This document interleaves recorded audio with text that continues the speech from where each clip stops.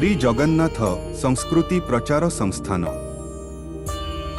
गरुड़ पुराण अनुसारे पाप ताहार दंड। गरुड़ पुराण हेउछि एक अत्यंत पवित्र और गभीर धार्मिक ग्रंथ जेउठी मानव जीवनर कर्मफल पाप और पुण्यर नियम स्पष्ट भावे लेखा रहिछि। एहार प्रेतकांड भागरे वर्णित अछि जे मृत्यु परे आत्मा ताहार कर्म अनुसारे जमलोककु जाए। सेठी जमदूत ताहार समस्त कार्यर हिसाब देखि सुकृति किंबा दुष्कृति अनुजाई फल दियंती। जेमिति कार्य सेमिति फल, एही नियमकु गरुड़ पुराण एक अविचल सत्य भावे व्याख्या करे।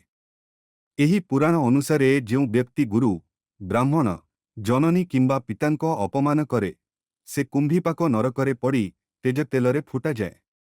जेउमाने अन्यंको धन, जमी किंबा संपत्ति चोरी करंती सेमाने ररब नरकरे हिंस्र पशुमानंको जंत्रणा भोग करंती।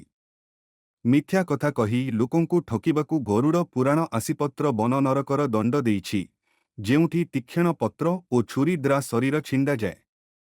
जेमाने निर्दोष पशु हत्या करंती, विशेषतः गोहत्या, सेमाने महाररब नरकरे असह्य जंत्रणा भोग करंती। व्यभिचार करिबा किंबा अन्यर पत्नी सह अनीति करिबा फलरे तापन नरक मिले, जेउठी अग्नि और गरम लुहारे दग्ध होइबाकु पड़े। मद्यपान, मांस भोजन और मातांको अपमान करिबा पापी माने सुकरमुख नरकरे पड़ंती और दुर्गंधित स्थानरे रहिबाकु पड़े। जेमाने धार्मिक कार्य जेपरिकी यज्ञ, पूजा, दान इत्यादि भक्ति और सत् रखंती नहीं, सेमाने अंधकूप नरकरे अंधकार और भयरे जंत्रणा भोग करंती।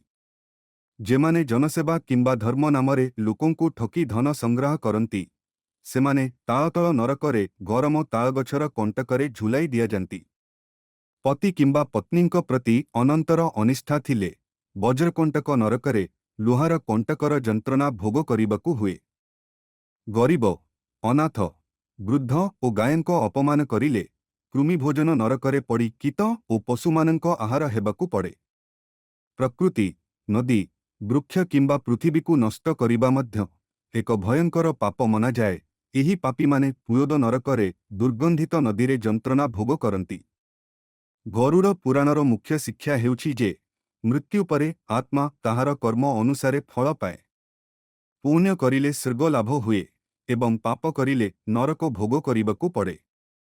तथापि गरुड़ पुराण कहे जे जदि केही निष्ठापूर्ण भावे भगवान विष्णुंको नाम स्मरण करे, दान, तीर्थस्नान, प्रायश्चित्त और भक्ति करे, से समस्त पापरु मुक्त होई मोक्ष पाए।